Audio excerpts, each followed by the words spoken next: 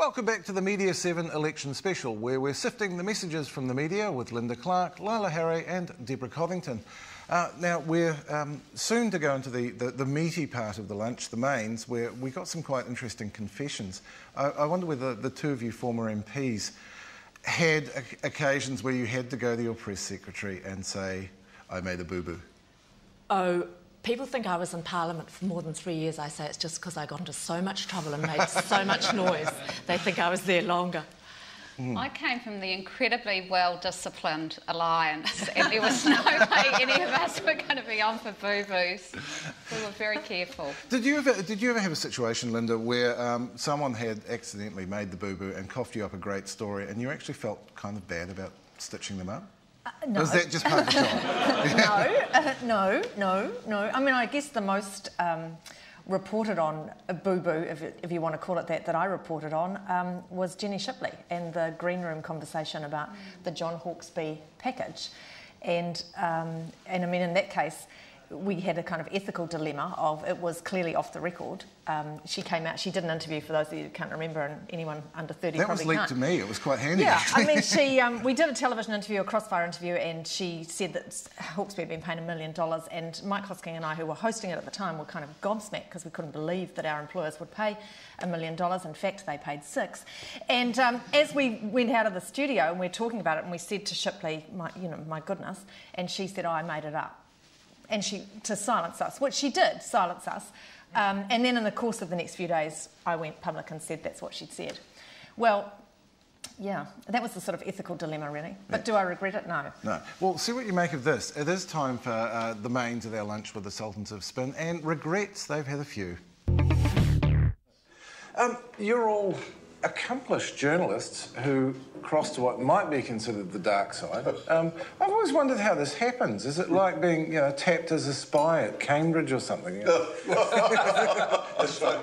Thank you. It was just one of those opportunities that came up, and I thought it was worth trying for a limited time, just to see what it's really like inside the political tent. I was curious to see what's actually happening. Is there a sense that you do it because you... Curious. Yeah, because you're curious, you feel you can do it better? Yeah, because you work in the press gallery and you often wonder how things... Yeah, and how do they do it? What do they do? One of the great things, of course, is that if you're in the press gallery or in the wider journalistic world, you think the whole thing up there is a conspiracy. Yep.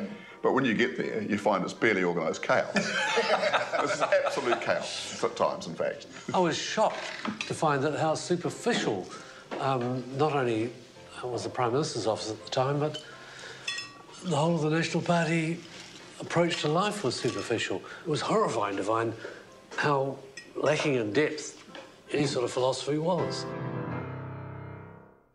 Did you have MPs that you said, no, don't go on Checkpoint with Mary Wilson because...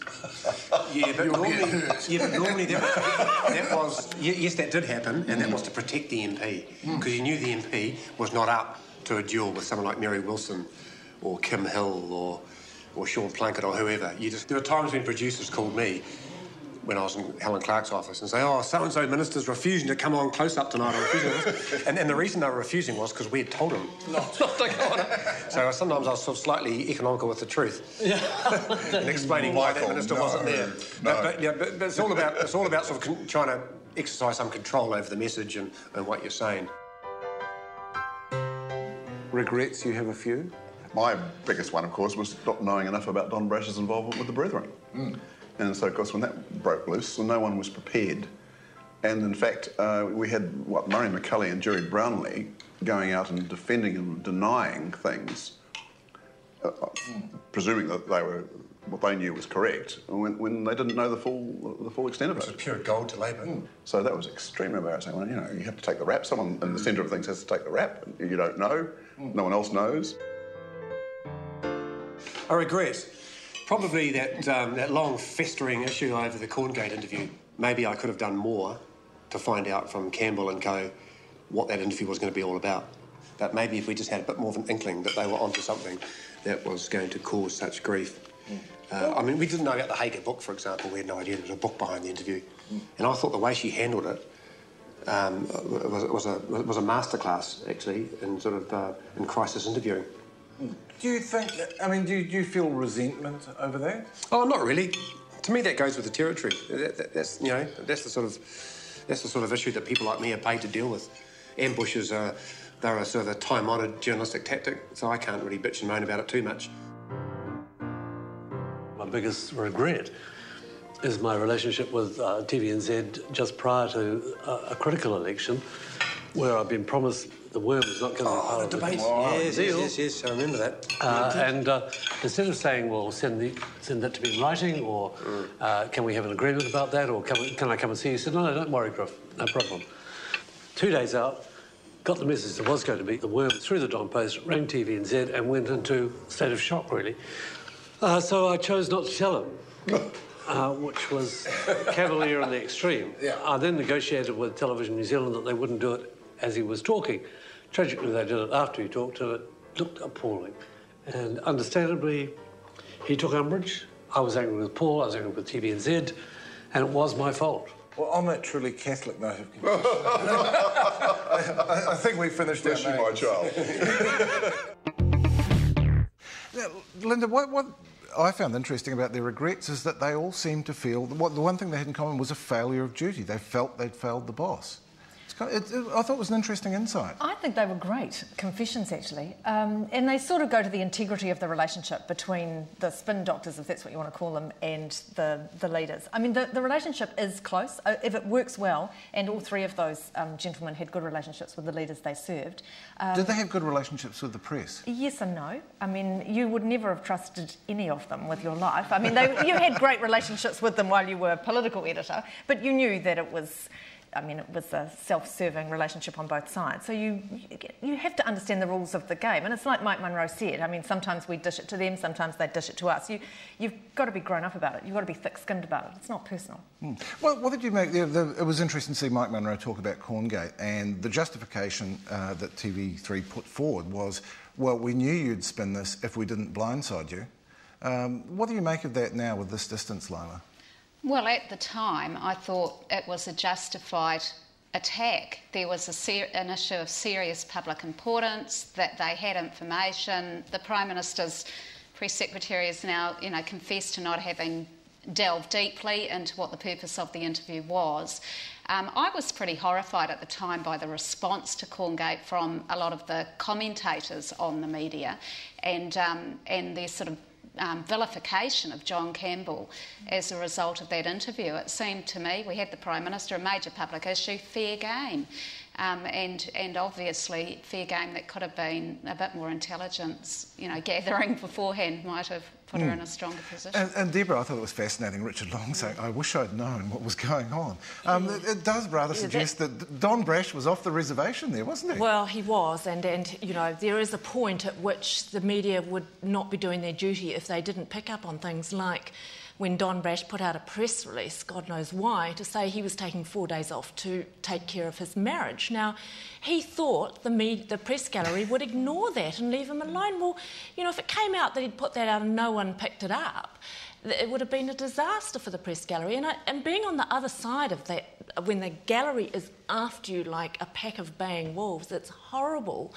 But as a former journalist who went into Parliament, there was also that side of me that knew what it was like to want to get a story, and I was probably I should have been a bit more like Winston, told them all to naff off, but I've always thought, oh no, you've got to give them the story, because I know what it's like when you're trying to get a story.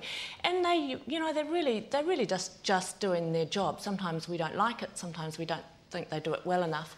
But, there is a point at which they have to follow up a story, even though I know from knowing personally some members of the gallery, they find it distasteful to go after someone's personal life. Now, I think perhaps the closest in this campaign that we've had to anything like that was the neutron bomb, the HV story that wasn't. Linda, is Mike Williams really that gaffe-prone, or did they throw him under the bus?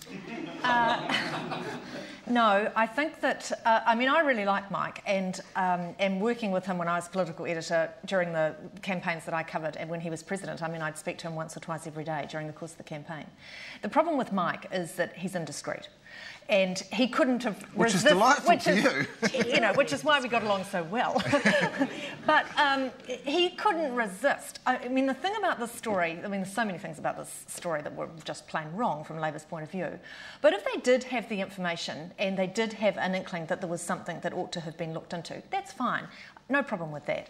You don't send your party president to do the digging. You go and send somebody else who's got perhaps legal skills or some other skills that can do the digging for you. And you do it on the QT, and you don't do it in collaboration with the nation's biggest newspaper. Eugene Bingham was sitting on a win-win. Either Mike Williams goes and gets his 24 kgs of paper and he comes back with the H-bomb, in which case Eugene Bingham has a front-page lead, or Mike Williams comes back with absolutely nothing, as he did, and you still have a front-page lead because they sent the president all the way to get it.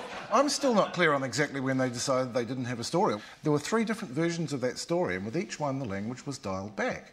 They were all hoping they had a story, and they so were throwing it out. You think they were genuinely hoping they had a story, but I think that Eugene was on a win-win. You know, he couldn't. His Christmases all came early this year, and for Labor to put themselves in that vulnerable position is just ham-fisted and stupid. And I don't think, having watched Williams this year and all the various mistakes he's made, they shouldn't have put that much trust in Williams in the first place. Just before we go to the break, quick answer. Richard Griffin was agonising over the worm. Do we miss the worm in the debates at all? No.